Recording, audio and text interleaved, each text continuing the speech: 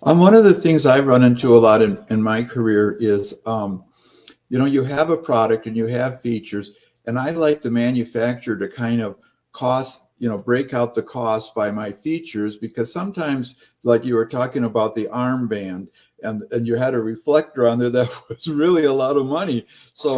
Um, so sometimes when you can get a cost back like that, you can say, oh, is this feature really worth it, or can I do this feature differently?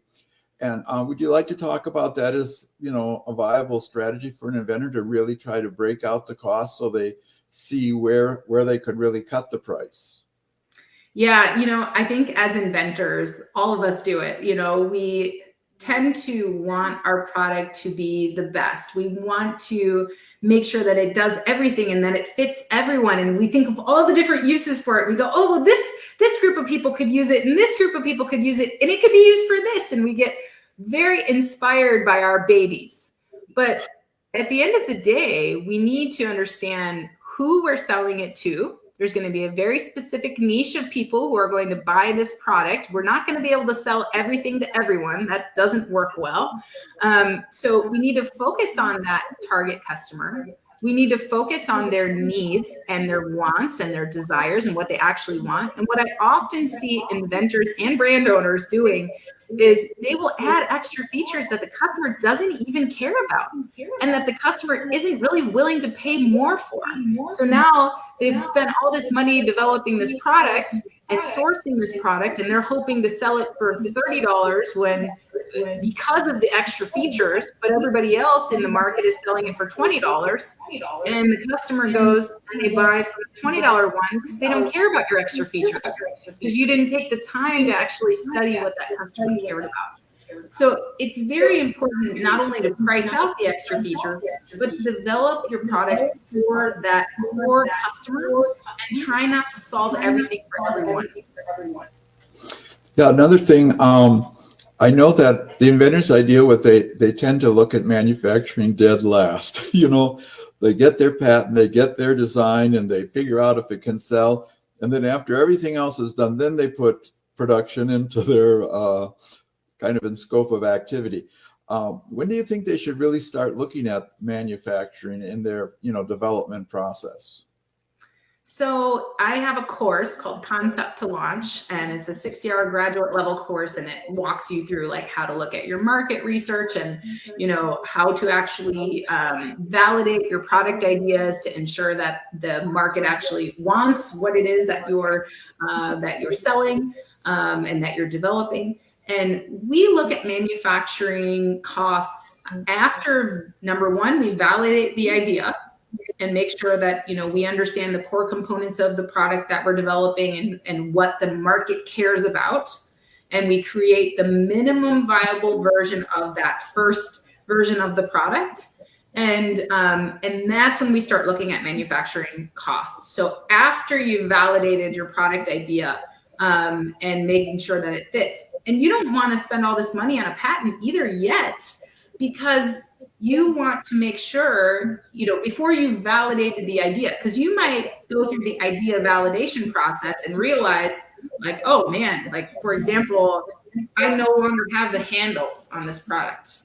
I cut them off. I don't need them. It took extra space, right? The customer didn't need them there, so that saved me money. It saved me time, all of that. And it saved me space in my packaging. But in my patent, the handles are still there, right? But that's a good example of if we're validating something, and let's say that, we think that this feature of our product is really, really important, but we do the market research and we survey the audience, we pull an audience, and we find out they don't really care about that feature.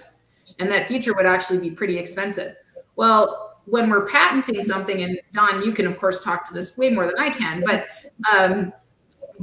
you may not need that even included in your patent. And now you spent all this money developing something that you've now pivoted and gone a different direction, and you need to patent this new thing that the way you've changed it, and you've already spent all the money doing it.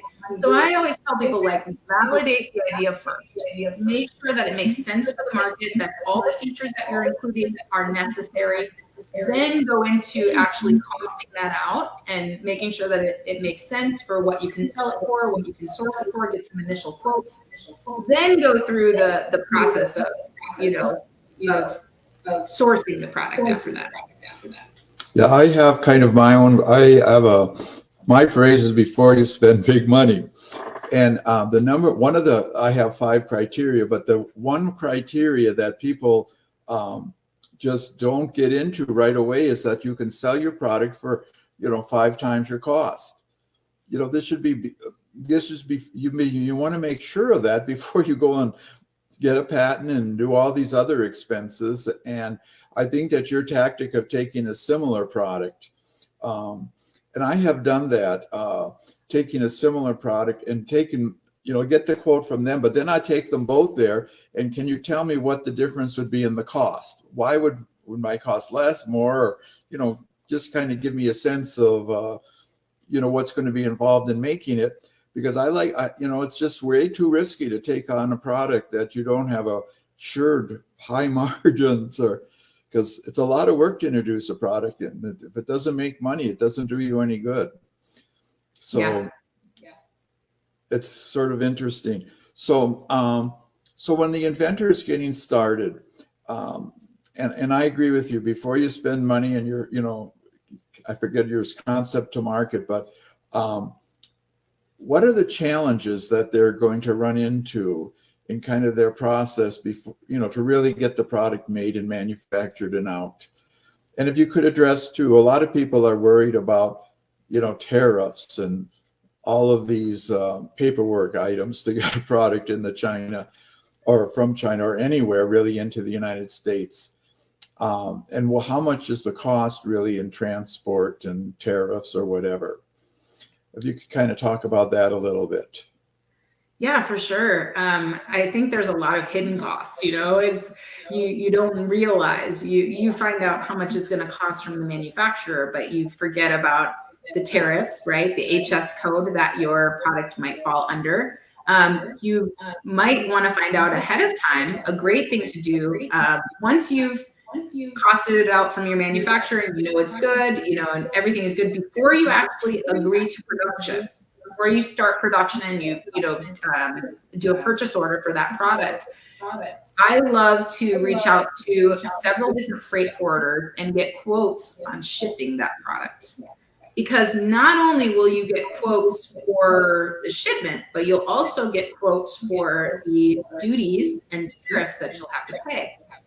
And I was interviewing Pearlbox. They're a freight forwarder that sponsored my last China trip. And I was interviewing them, and they were telling me a story about how there was a new tariff, I believe, or it was either a tariff or a dumping duty or something on paper products into the US.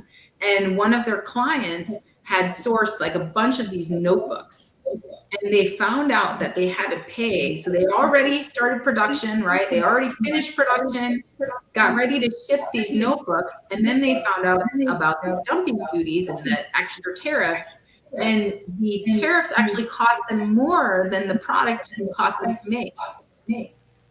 And now they were stuck. They had actually ended up, they shipped it out, ended up having to pay like thousands and thousands of dollars. There's no way, even if they sold the products, that they would have been profitable with them. So it's not just what it costs to make it, but what does it cost to ship it and import it? And so you want to understand what is your HS code, your import code, right? And Customs and Border Patrol does have a website where you can go and check that. But if your freight forwarder is a licensed customs broker, they can give you great information about this. Sometimes your supplier can give you information about this as well. But when you're getting your quotes, don't forget about your shipping and your tariff quotes so that you can understand, okay, wait a minute. If I source this from China, I got to pay, all this extra money in tariffs or dumping duties for this specific product. Maybe I need to source this in Mexico instead, because there's the free trade agreement and I won't have to pay that, right? So it's important to keep that in mind, that sometimes just because maybe, for example, let's say China could make it cheaper, it might not be the case when it comes to tariffs or import duties. So important to cost out all of that. And then the other thing that people typically don't do is they don't do inspections. So anytime you're making a product, you're a manufacturer, you want to have an inspection done. There's many inspection companies worldwide that you can hire to inspect products. And if it's a new product, you want to do what I call a mid-production inspection. And all that means is that the inspection companies are going to come in and inspect the product while it's in the middle of production.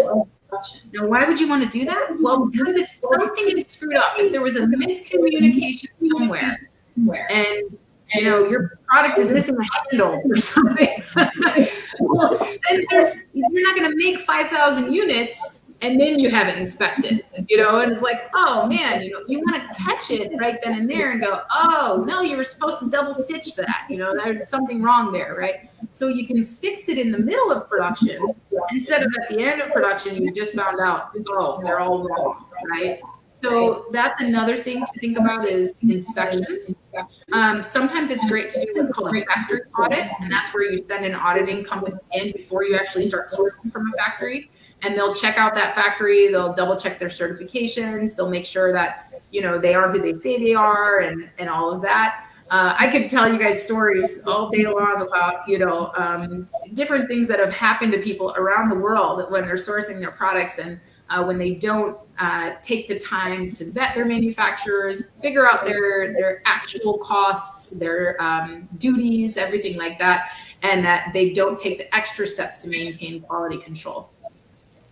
One of the major factors of cost we really haven't talking about is packaging. And I'm not sure if you package it at the source or you bring it back unpackaged and package it in America, or, sometimes packaging is 20 to 25% of the cost of a product. And can you kind of address what the inventor should be looking like on packaging and where to get it done? Yeah, that's such a good question. And you're right. It is something that we don't really talk about. I guess a lot of people that source from China kind of take it for granted because most manufacturers in China have great relationships with packaging manufacturers, and, they can kind of give you that one-stop shopping. But it is important to understand how you want your customer experience to be. If we study so many famous brands in the world, right, we can think about the way that getting that product in our hands, like if we get a new iPhone or something like that, getting that product in our hands and opening it up and, the whole look and feel, the instructions that are provided. How many times have you gotten a product and there's no instructions and you're just like, what, how do I use this? And then you're angry and you're, leaving bad reviews. And so it's not, I would encourage the inventor or the brand owner to think through the whole customer experience before they even go into manufacturing and think about, okay, how do I want it to be packaged? Of course, the main purpose of packaging is to protect the product from breaking, right? But the secondary purpose of packaging is to help the customer have a great experience, to showcase your brand, right? If you want to sell that product on a retail shelf, it's very important, the design of the packaging and what's included on the label. There's different labeling requirements in different countries.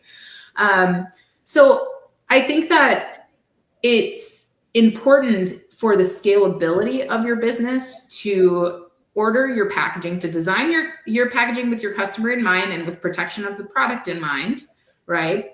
But also to have everything, as much as you can, actually kitted at the manufacturer. So whether or not the manufacturer is finding that packaging for you and finishing it up and then shipping it off for you from there, or whether you're ordering the packaging, let's say somewhere else in China, and sending it to your manufacturer, and then they're kitting it and shipping it off.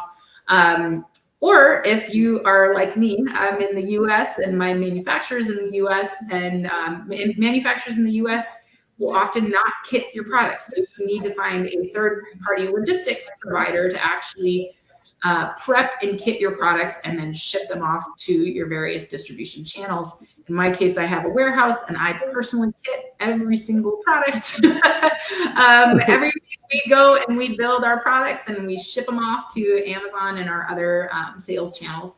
But yes, if it was up to me, the rest of my products are all packaged at the manufacturer in China and then shipped to that. So if I had it to do over again, I would much rather have everything done at the manufacturer.